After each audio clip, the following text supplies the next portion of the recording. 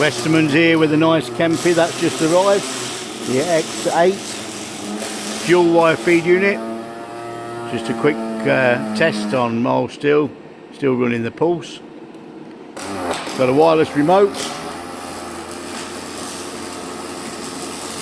which is nice and clear to read. Machine itself is in very good condition.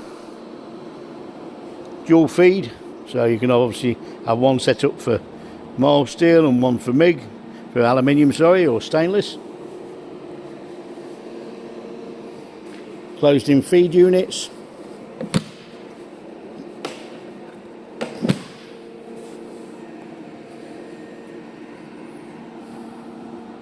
More details available on this and others from westermans.com.